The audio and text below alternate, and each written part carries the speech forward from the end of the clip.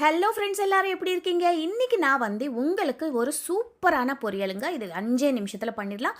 இந்த பொரியல் சாதத்துல பெசஞ்சு சாப்பிடுறதுக்கும் சூப்பரா இருக்கும். அப்புறம் ரசம் சாதம், சாம்பார் சாதம் கூட தொட்டுக்கு சாப்பிடுறதுக்கு ரொம்ப ரொம்ப அருமையா இருக்கும். இது புடலங்காய் பொரியல். புடலங்காய் இப்போ நம்ம என்ன பண்ணணும், நல்லா வாஷ் பண்ணிக்கோங்க. புடலங்காய் நல்லா வாஷ் பண்ணிக்கிட்டு நடுவில் இருக்கிற விதையெல்லாம் எடுத்துட்டு இதெல்லாம் க்ளீன் பண்ணிவிட்டு நல்லா நம்ம சின்ன சின்ன துண்டாக கட் பண்ணி வச்சுக்கணும். இந்த புடலங்காய் நல்லா மெலிசாக கட் பண்ணிங்கன்னா சீக்கிரம் வெந்துடும். எல்லாம் ஒரே அளவுக்கு நீங்கள் துண்டு துண்டாக வெட்டி ரெடி பண்ணி வச்சுக்கோங்க. இப்போ புடலங்காய் ரெடி ஆயிடுச்சு இல்லையா, நம்ம கடாய் சூடு பண்ணி அதில் எல்லாம் இந்த மாதிரி புடலங்காய் கட் பண்ணதுக்கப்புறம் கடாய் சூடு பண்ணிக்கோங்க.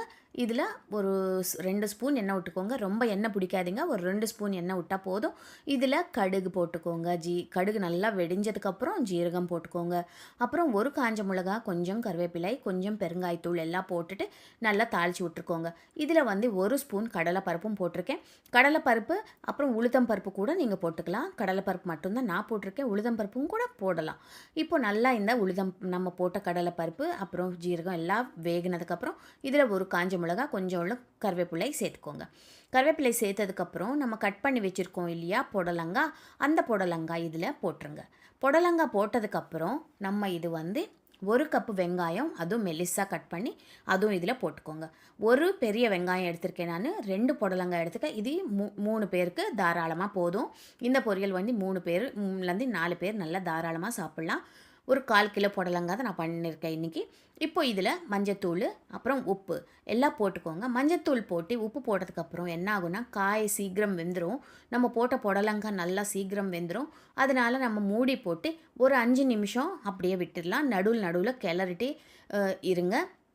அப்போது நம்ம போட்ட புடலங்காய் நல்லா வெந்துடும். இதுக்குள்ளே நம்ம என்ன பண்ணலாம், ஒரு பாதி தேங்காய் நல்லா துருவி வச்சுக்கணும். தேங்காய் ஃப்ரெஷ்ஷு தேங்காவாக இருக்கணும். எவ்வளோ ஃப்ரெஷ்ஷாக இருக்கோ பொரியல் அவ்வளோ சூப்பராக இருக்கும். இப்போ பாதி மூடி தேங்காய் இதில் நான் போட்டுட்டேன். அப்புறம் ஒரு அரை ஸ்பூன் காரத்துக்கு காரம் போட்டுக்கலாம். நம்ம நார்மல் மிளகாத்தூள் போட்டால் நல்லாயிருக்குங்க. இல்லைன்னா நீங்கள் பெப்பர் பவுடர் கூட போட்டுக்கலாம். இப்போ நம்ம இதெல்லாம் நல்லா ஒரு வாட்டி கலந்துட்டு சூடான சாப்பாடோட சாம்பார் வச்சுக்கிட்டு ரசம் வச்சுக்கிட்டு சாப்பிட வேண்டியது தான்.